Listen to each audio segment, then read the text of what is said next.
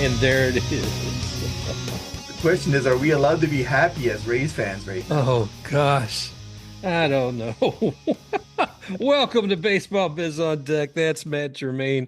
I'm Mark Carbett, and as Rays fans, boy, it is not the best of times. The best of times, the worst of times. This is like maybe, if you're being kind, the most lukewarm of times, I guess. And that's being gentle because we're in the basement on the AL East. Man, it hurts. I mean, I was looking across all of MLB and see who is some of those that are beneath us as far as win losses. The White Sox, ooh, the Twins. Who else? My gosh, it's sad though. It was just a bad look all the way around when you're looking as far as a win loss right now. See the Rockies. Oh my gosh, they're 4-18. Matt, good gravy. I mean, jeez. So there we are. We've got the winning percentage as of right now, and it's Wednesday around 8 o'clock. 391. That's 9 wins, 14 losses. So, boys and girls, this is not the team I thought was coming. But I wouldn't say that. So what I would say is I've been encouraged with how much they're in the games generally. There's only a few that I would say, they played terribly and they were never in it, sort of thing. So overall, I mean, without Shane McClanahan there, without Hassan Kim, there's excuses you can make. Like, and I think you'll bring it up later, but the bottom of the Rays lineup has let them down generally yeah. the vast majority of this season, and it continues to be as if the Rays believe, for some reason, that having a double NL team, so two guys at the bottom of the lineup that just can't hit, is okay. They think that's okay, and they think they can get by with that because their defense is so stellar, which we know isn't the case for one of them. Yeah.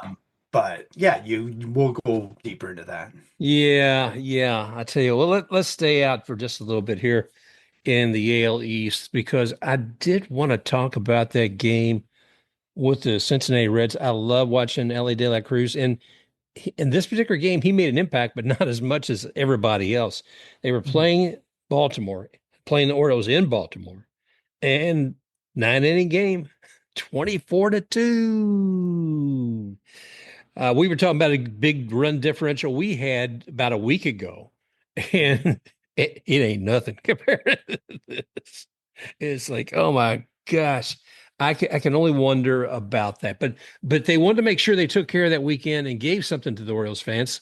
I don't know if it is that day or the next. They had a giveaway, 15,000 bobbleheads of the owner of the team. Oh my gosh. Are we talking about being blind about what your fan base enjoys? I saw a few of them getting kicked around, and I looked on eBay, and they're not really selling as much as, say, a Rushman or a Cedric Mullins bobblehead might. Yeah, owners shouldn't be that much in the spotlight, should they? Like, I No, get, no. okay, let's use Wrexham FC, AFC in soccer, right? They Yeah. have Ryan Reynolds and Rob McElhenney. That's a completely different story. If Tom Brady, I think he owns Birmingham as well in that same league.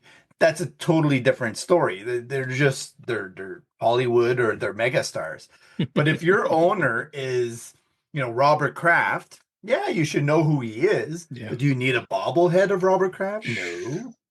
You know, do you need Jerry Jones on a bobblehead? No. Like, Yeah. so it's too much. Like, promote your players, be selfless, and you're already taking in the loot. Promote everybody else.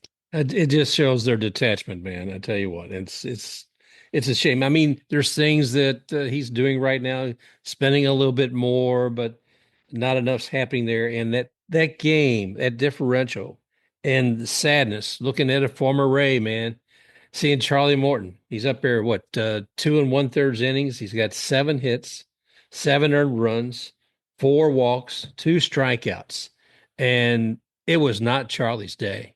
He Like, I'm gonna ask you something about Charlie. Like, having seen him with the Rays and the Braves, he's a very, very, very family-oriented man. Hmm. And I have a feeling that the whole detachment, and I don't know what their situation is on who's living where, but when he was in Tampa, he made it seem like that was a priority because his family was going to stay in Tampa. Yeah. So Atlanta was tolerable because it was still within vicinity. How much of that is playing into his mental state of mind right now, and would a change of scenery be worthwhile for him? I know they're going to try the pen thing, and I've said the Rays should, if they ever make it into the playoffs, Yeah. he would be a great guy, in the back end of your pen because he just handles that pressure and he could add a few ticks on the fastball with his curve. Oh man, are you kidding me? Uh, so I just feel bad for him and I feel bad for the whole situation. So I wonder if that plays on him. It could very well. I forgot, like you were saying, about how much he was about family and about, how he was looking at Tampa was going to be his home. Looking at another pitcher that we faced this past week, and that was Max Fried. There's Mhm. another pitcher. I talked to you before, like when we faced Nate D'Ovaldi, I'm always excited to see him. Was Max Fried. I'm always excited to see him. And we almost gave him what, a 7 inning no hitter. The the guy who was keeping, I guess, official score turned to error into a hit on him. But hmm, I think it's ironic that the youngest and least experienced Ray is the one that got to him first. They ended up changing the scoring on it. But Max Fried, I was wrong in the offseason. I said, there might be a letdown. There's no letdown. He's been hmm. all fire and he's handling it very well. So far he's their ace and he's behaving like an ace. One of the things I wanted to talk about today is catching. And we'll talk about with the Rays, but kind of taking a global look for folks too, because it's much like when we talked about pitchers in the past and saying the wins, what a win is. Well, a win can be you can do great and practically have no scores against you, but your offense is not put up anything and you actually lose, even though it was a great performance, one of the best performances that your pitcher gave that year. And so that the battery being the pitcher and the catcher, that is where so much of that action goes. And catchers, there's a few things we look for. And that's one of the things I wanted to kind of go over with you today. I know one of them is looking at arm strength. Mhm. Uh, One of them is pop time, which is always interesting to see how quickly they can snap up that ball when he comes back to them as a catcher gets it and has to get it over maybe to second and get somebody out. I mean, those are some of the key elements of what they have to execute. Let's see what else I have on here. But oh yeah, blocking, being able to make sure that the ball is not wild pitch or a pass, and then of course you've got framing, and those are some of the elements that a catcher is going to have to contend with. But I don't know if framing is going to be as important in the future as we get more and more electronic valuations of what's going to be a strike or not. The one, and maybe you can see more depth on this, Matt. When I'm looking for some of the pieces that I don't think are measured, and I don't know that it can be, is the guidance that a catcher gives their pitcher, being able to give them instruction on the best pitch they need to give for the batter who's at the plate right now. And to me, I haven't seen a metric per se that evaluates that. Is there a way you see it as a scout? No, no, there's no way that, and honestly, this is why you almost need the collection of pitchers that are on that team to rate the catcher's performance on that front in order to get an accurate reading. They're the only ones that can really, and maybe the manager or whoever is setting up the game plan, the pitching coach, because they'll know what impact. So if you ask Kyle Snyder, who he wants catching who and why, he'll tell you exactly what the performance of each catcher is and what they're better matched with based on how they're handling their situation. So I think sometimes you can see a guy like Yadier Molina and how he's handling the pitchers and then when he goes to the mound and how he's talking to them and the fact that there's no shaking off, right? So he puts the fingers down and they're, yes, I know that's what I got to throw. So that's a big sign. So that's the one thing you can monitor from home. and say, okay, well, how often is this catcher being shaken off by the pitcher? We with the way that they have technology now, we don't see as much of that because it is sometimes geared from the pitcher assigning the pitch to the catcher, and so there's a little bit lost there. But I think generally speaking, Fangraphs does a decent job of rating the best catchers with their defensive rating.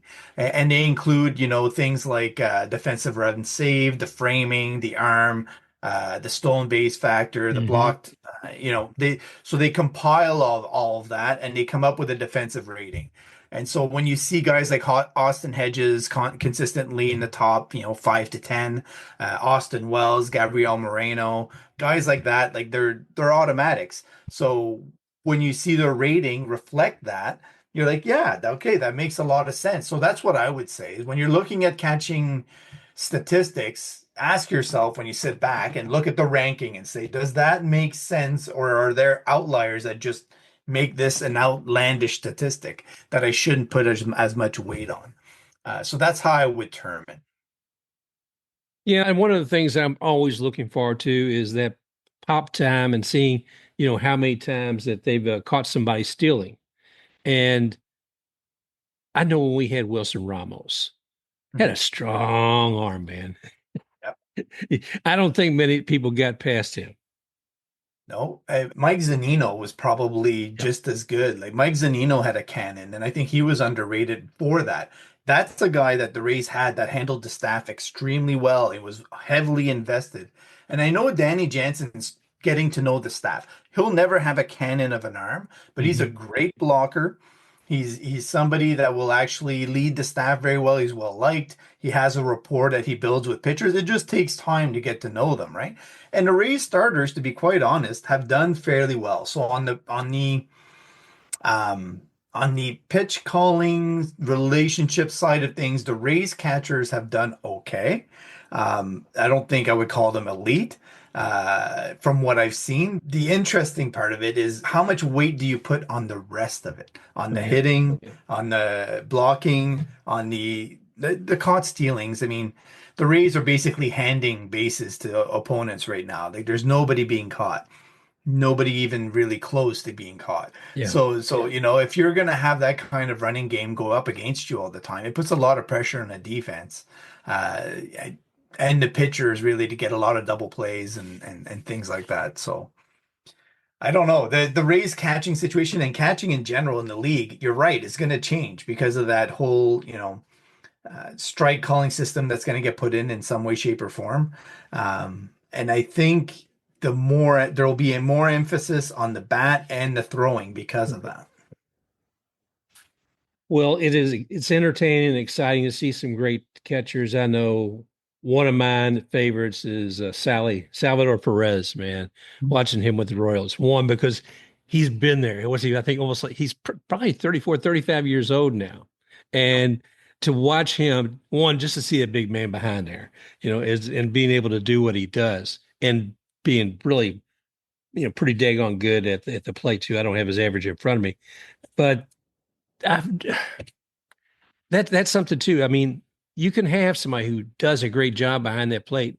Sometimes I think just like we have DHs for our pitchers, that we should have DHs for our catchers because they have such a select talent that they're able to use there that it doesn't necessarily always roll over into good offense.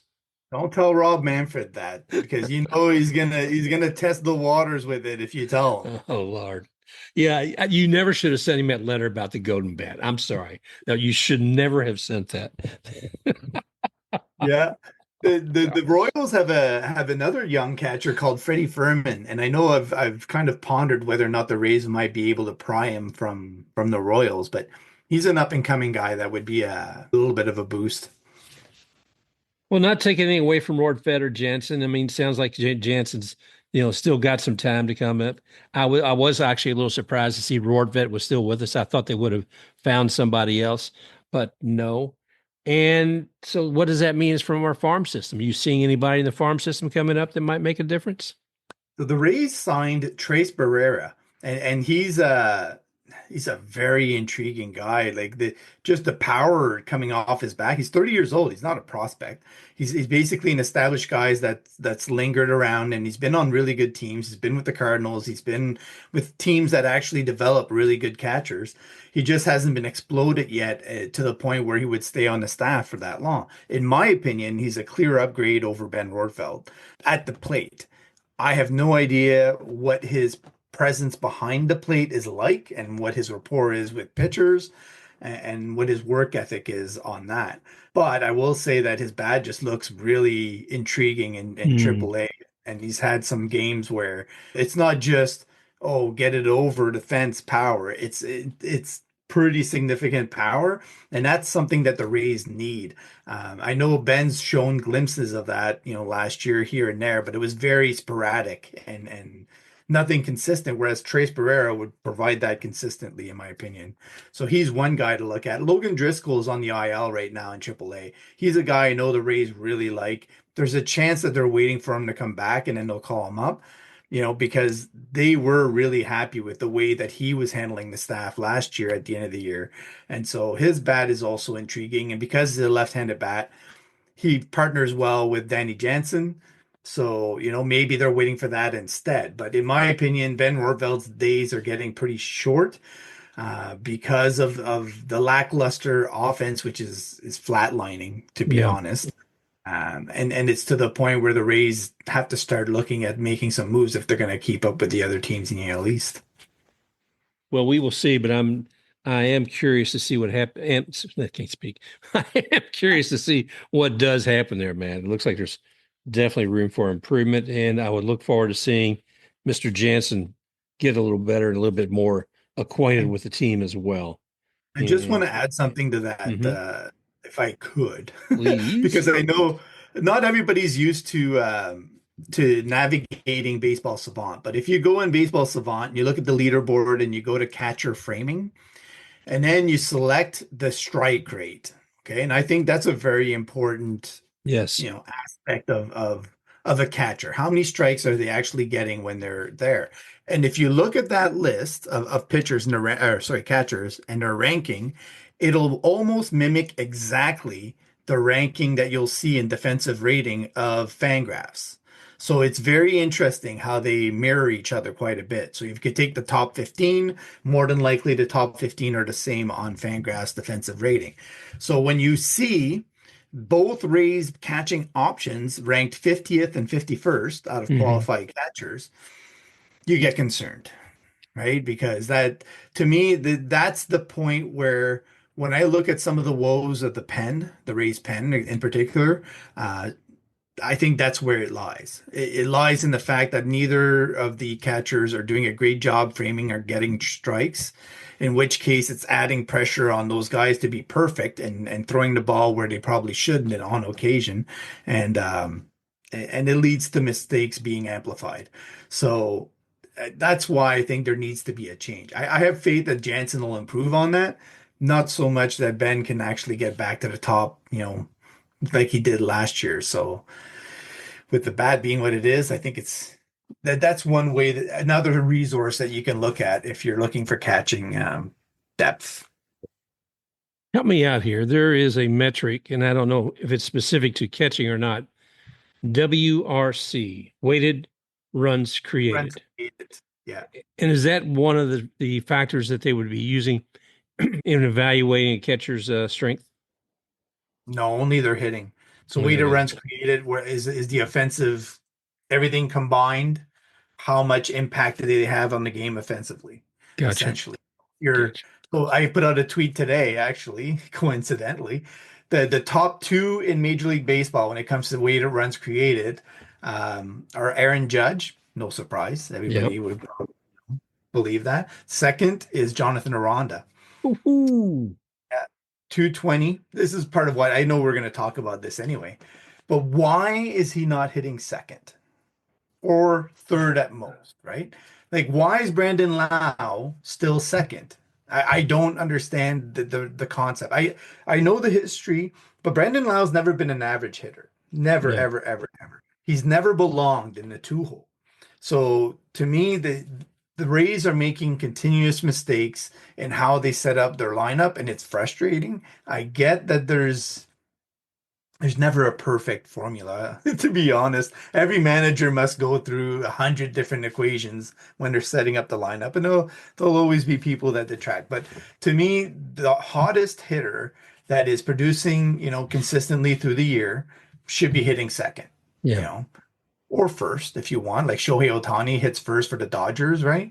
Um, but if you're not doing that, all you're doing is taking at bats away from your best hitter and Hmm. throwing them to a hitter that's not producing as much. Why is that, thought of as good? I don't understand it. Jonathan Aranda should be first or second in a Rays lineup consistently until he cools off, in my opinion. Well, we talked about the M's last week and how they were doing so fantastic. Mhm. And two of those guys are in the outfield, I think, the other night, and that's Mangum and Meisner. Now, and who was in center field? New guy, Chandler Simpson. Woof. Man, he was making it look good out there. But What are your thoughts on him initially, like overall? I'm excited about him. He shows the verve, he shows the power, he shows he's the speed. Uh he brings an excitement to the game again. You Yeah. know, I'm trying to think of who that player was we got toward the end of the 2020 season, but somebody who's going to be stealing bases like nobody's business. I'm seeing him to adding a whole other level of entertainment as well as bringing something strong for the team. So I'm real excited to see him there. But what I go back to, Matt, is, and you mentioned this before. What are we going to do with the Luca and Josh Lowe when they come back? I mean, I'm looking at those three spots out there right now, and I guess you could even put Morel out there and mix him up too if you were going to. Yeah, well, I'll stop. We'll take a look at what the field should look like because I know with Junior at third, you could put him also. I would imagine shortstop, but you're going to have Kim coming back. So Taylor, I'm still surprised he's with us. So I wish him the best, but I I look at know. that shortstop position and I just shake my head. So There's I took a deep look at Taylor Walls, and I still don't understand. Okay, so switch hitting is something that you do when there's a benefit to it, yeah. right? So we have what, 4 or 5 years now of Taylor Walls in Major League Baseball, has never had any success switch hitting. So what should the thought process be? Why are we continuing to do it? He hits worse than pitchers did when the National League was still allowing pitchers to hit against right-handed hitters as a left-handed batter. So why not just make him a right-handed hitter and see how it goes? Yeah. Stop the madness. Like, I really don't understand the thought process. If it hasn't worked by now and he's 28 years old, stop letting him switch hit. It does not work. Move on. Try something new. Like, I don't understand the Rays persist. I understand the persistence of playing him because of how he plays shortstop. That's fine. But like the Jays didn't hang on to John McDonald and sign him to $1 million deals because he could because he could hit. They didn't give him all that playing time. He was a guy off the bench that might pop into a game every third or fourth game, right? The Rays are playing Taylor Walls consistently, and it's dragging their offense down big time. Put him in, leave him right-handed, tell him to get used to hitting right-handed pitchers from the right side. That's what Jose Caballero does. He doesn't have any issues with it. So why not try it with Taylor? He might actually benefit from it. And I think the Rays right now have a roster crunch. I think that's what we're talking about, Hmm. right? I mean, because you So got Palacios and Caballero, and you've yeah. got them. You talk about Trey Morgan coming and Coco. My gosh, dude! I'm looking there. I mean, Aranda, he's perfect at first. There's no reason to bring Yandy back out for that. Yandy be the DH. Go So ahead. the Aranda bit, I think, because the defense is not only just better at first, it's also better at second. Yeah. So my train of thought is you have a team like the Mariners looking for offense. Brandon Lau would add a lot of offense to the Mariners. Hmm. So Could he be a trade piece so that the Rays go out and get a catcher like Harry Ford? Right now, the Mariners signed Cal Raleigh to a long-term deal. They're Yep. committed to him. Harry Ford needs a home. Go out and get him. Send Brendan Lau in a prospect that the Mariners will want because they'll want the years added on, right? And then bring Harry Ford back. The question is going to be, will the Rays eat the money? Because the Mariners are one of the few, franchises out there that claim poor, even though they're not. And so the Rays will probably have to send some money as well as Brendan Lau, and they love Brendan Lau. But to me, that just makes complete sense because then Yeah. what you have is the open hole for Trey Morgan to come up. And like Chandler Simpson, he puts the bat to the ball. He is the best hitter on his team consistently at every level he's played, including AAA so far. He hits over 320 at every level. The guy is ready to hit at the major league level. There's nothing really for him to know. And he's the best defensive first baseman in all of the minors. You do not, hold that back if it's sitting there in AAA. And the Rays would save some money on top of it. And I think we all know that the Rays, they have they started that growth path last year at the trade deadline when they moved on from Randy, they moved on from Zach Yep. Eflin, they moved on from a bunch of guys. They basically committed to somewhat of a makeover. Now, they tried to go the half, okay, we're competing, but to me, you only commit to that this year if Brandon Lau is showing signs that he's going to be an elite player. He's not showing that at No.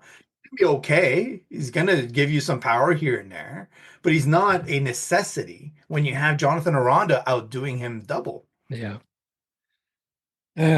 Goodness gracious. It's you and I have been talking about Taylor Walls for a while, so I'm still surprised he's there, and I wish him well, and I'm not trying to say him bad, but this we're looking at top talent. But you and I also talked about how long we would keep Kiermaier, and you know, Mhm. hey, I love it that Kevin got himself a ring, buddy. He left us. He goes up to your part of the world up there in the other side of the border, and then next thing you know, he's finishing up the year with the Dodgers and gets his World Series ring. Yep.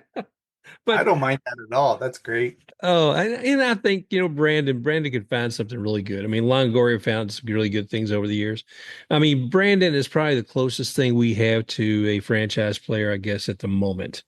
And but I can't buy into those anymore, right? Because I know the Rays not going to do it. Like you were talking about before, bring Longo back as a uh, inside the office. And I got to tell you, kind of the hubbub around here, Tampa, and I've been in some different baseball situations, with different groups of people. I'm hearing a hum about that, about that becoming a reality. So yeah, I'm looking forward to it. I hope that happens. They And need it. yep, I there's think Kevin Cash would behave a lot differently, especially with lineup build and the focus on offense. He just doesn't have that and what would you call it? I don't even know what the term would be. That aggression, I guess, with hmm making guys feel uncomfortable with where he's putting them in the lineup because they're not doing the job or they need to make a change. But I think the what this all leads to really is you have to sit back, right? You're Eric Neander and his group. I think he has four assistant GMs, and you have to sit there and say, okay, who is our core, right? So to me, if you move on from Brandon Lau, how you shift the conversation away from, oh, we've just traded another franchise player is one, he has major back issues that can pop up at any point in Yeah. time. He could be out the rest of the season. It was almost career ending, right?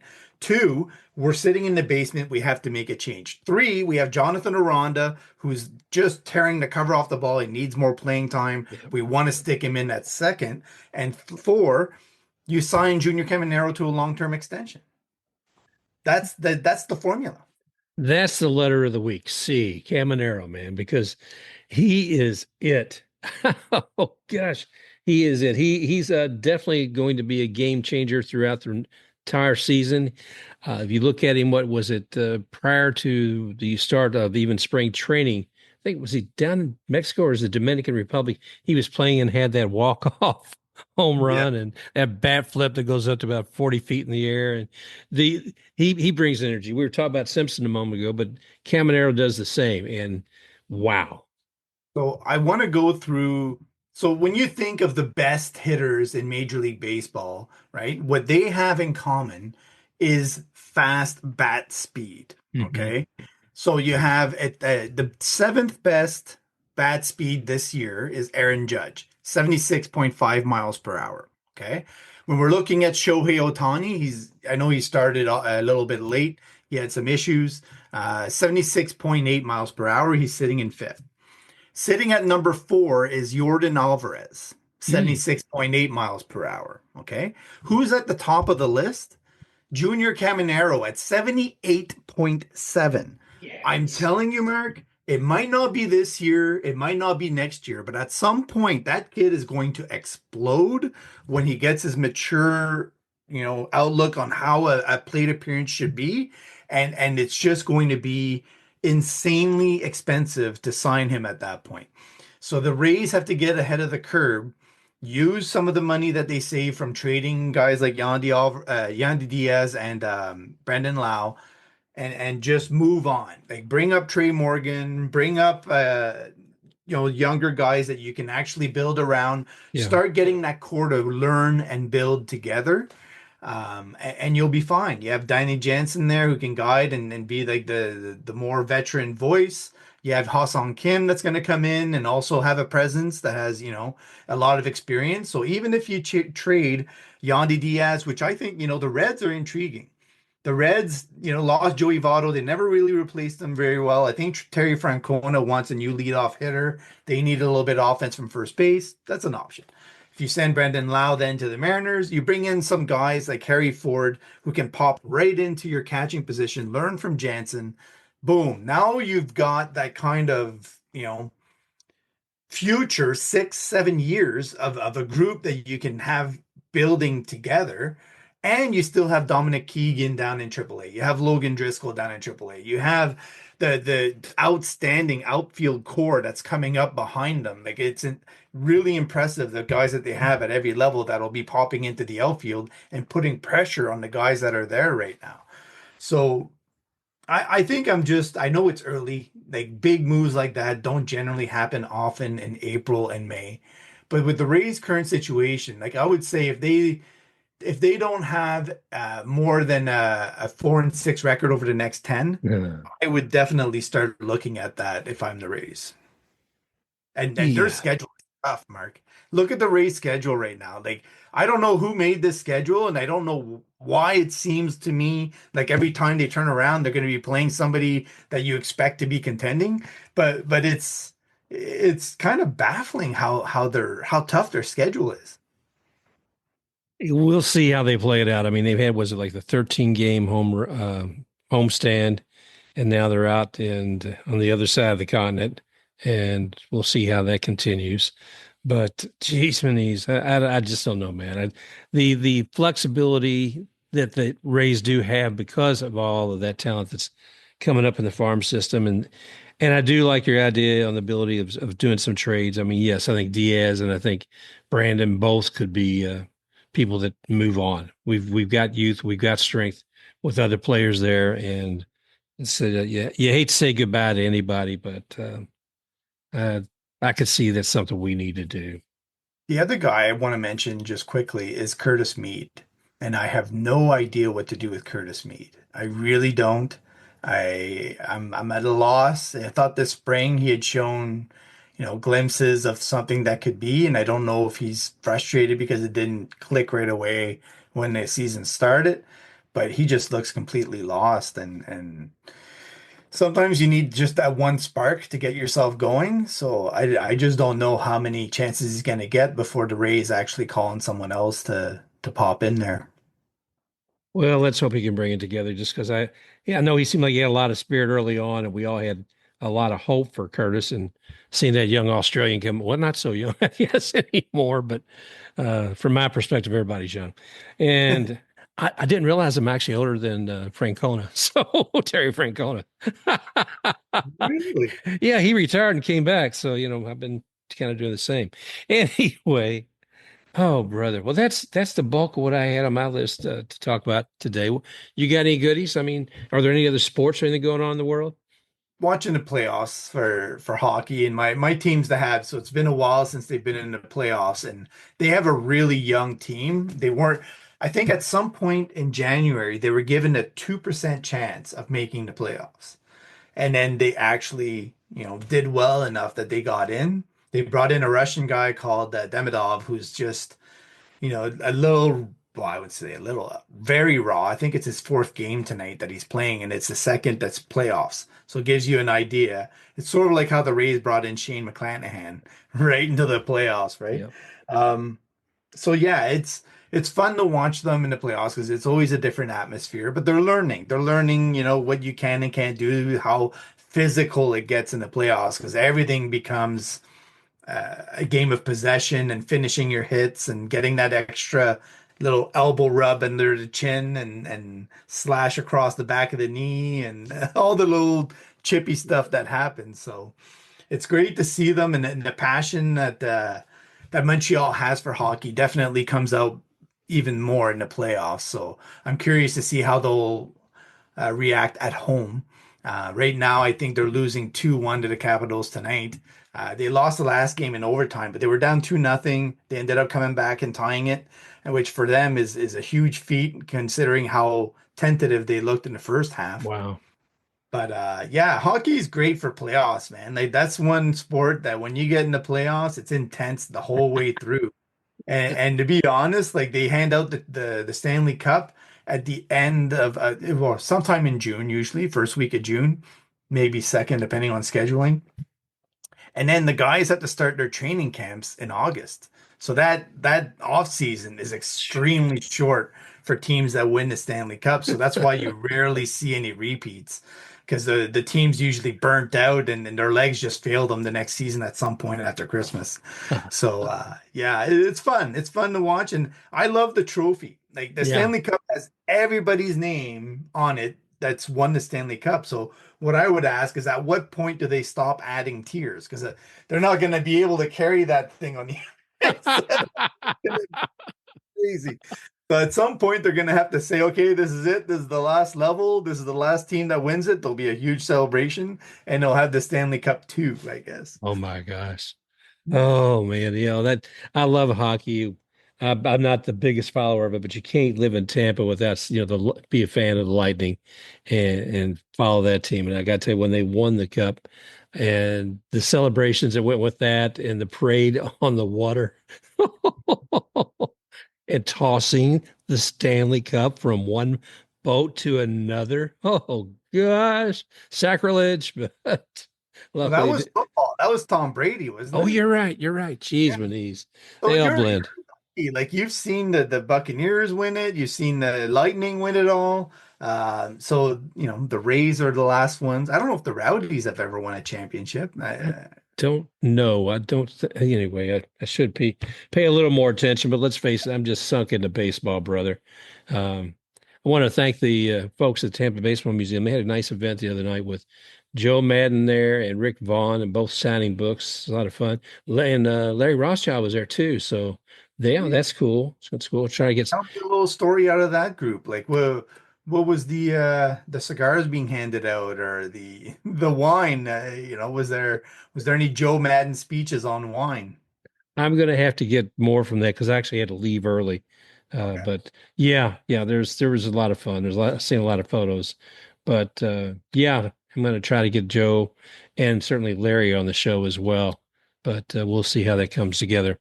And let's see what else is going on, my friend. Well, that's the bulk of me. I'm trying to. I guess I better start picking up my program for the Derby here soon. I'll be coming up in May, Mhm. and so still got a few weeks before that. Beyond that, I just want to see the Rays win, brother. I just want to see them come up. I want to see them get strong. Yeah, I will say that the three Rays affiliates are all doing well, and the talent's coming back. The talent is there. It's going to rise. I was watching Brody Hopkins pitch earlier tonight, and he's still a little bit wild. He needs to get the walk rate down, but the Rays, like just generally speaking, did a really good job of bringing in guys that are not that far off from the majors. So I think it's okay to have the transition years. It's okay to have things happen that kind of are good hurdles. I think when I look at the Rays this year, I think of the Houston Astros of last year. The Astros started really slow, and they were like thought of to be out of the picture. Okay, don't ever. The Astros are falling because they let somebody go and he left, and that was the end. And of course, they all came back and they ended up making the playoffs. So, it's still so early in the season to be making any declarations about Yeah. anything. And I think, you know, there's a good chance that road trips tend to get teams to bond a little bit, right? The Rays have not spent much time on the road, so this is their first one. We'll see if it helps the bonding process and it helps them, when they get back home and they start gelling a little bit. And a lot of those young guys like Junior Caminero and Chandler Simpson and Jonathan Aranda, if they are going to be the core, put them at the top of the lineup. See, ride it out, see Yeah. how it goes. And there's enough teams out there that are looking for pitching as well. So when Shane McClanahan is ready to come back, and then I think we saw the Joe Boyle start where he almost had a no hitter. Like there's a lot to be thankful about in the Rays side of things, and to look up to, and then say, okay, we're gonna find a way at some point. It's just gonna take a little bit of time to massage the situation to get what we want out of it. I was watching the reaction of Kevin Cash the other day in one of the games, and you could just smell the frustration from him and see it in his face. Like he's just every time that they have scoring opportunities, they're just coming up short and they can't, get those final runs across the board. And they're always close. They're always within reach. Yeah. They're not getting that killer instinct, you know. So it's not like we're the Rockies. It's not like we're a down and out franchise like the White Sox. The Rays have the talent and potential to fight back, basically. And especially when I look around and I see all the injuries and I see some of the issues that like the Jays with their pitching depth and things like that, there are avenues for other teams to fall to the Rays just as much as there are for the Rays to rise a little bit higher. So, another month and a half, I think we'll have a much better idea of what kind of team the Rays are for 2025. I remember it was a couple of years ago, we had a long run of wins, and it's like win after win after win. Mhm. And there's just going to be highs and lows out of 162 games. So I too hope and expect to see more growth with the team as far as their achievement. And I hope you're right about them gelling on the road. There is something to be said for that. So I'm excited about that as well, Matt. Well, I haven't got any other nuggets. Is there anything else you wanted to tap on? No, just say that Charleston River Dogs are one of the hottest teams in A-ball right now. After starting off ice cold, they won 6-2 today. I also saw that one, corner of my eye as I was working, but they're definitely one of the teams that since they brought up Braylor Guerrero, I'll be watching a lot more of, and keep looking for his name. And the Rays are playing Jack Lyons. He's a shortstop from Canada on that team Hmm. at the top. And Nathan Flewellen, I know we talked about him. He had Yep. his Yep. first extra base hit today. So you know, the younger teams are sometimes a lot of fun to watch because they're so far away that you're like, I can dream they'll become whatever I want them to become. Right? Oh, I So love it. have I some love fun it. with that while the Rays are going through a losing streak and look a little bit deeper and you might find some sunshine. There you go, boys and girls. We always encourage you, no matter how well the Rays are doing, to enjoy minor league baseball and certainly the teams that the Rays have. So whether it be River Dogs, whether it be Bulls, who let's see, Biscuits, and who am I forgetting? The Hot Rods, Hot Rods. So plenty of different teams to see out there. And if you got MLB Network like I do, you can usually catch those games there as well. So a lot of fun, a lot of fun. Well, boys and girls, that's about it for me. Matt, any final words? Nope, that's I, it. I keep asking if you have any more final words. It's only the You third want time. me to keep talking. Nah, man. All right. Well, thank you all for joining us here today. It's always fun on Baseball Biz on Deck, and we look forward to seeing you again real soon. Just a reminder, you can find Matt at matgermain.bsky social. That's at mattgermain.bsky.social or mark at baseballbizondeck.bsky.social. You may also find Baseball Biz on Deck on iHeart, Apple, Spotify, Amazon Music, and at baseballbizondeck.com. Special thanks to XTakeRUX for the music, Rocking Forward.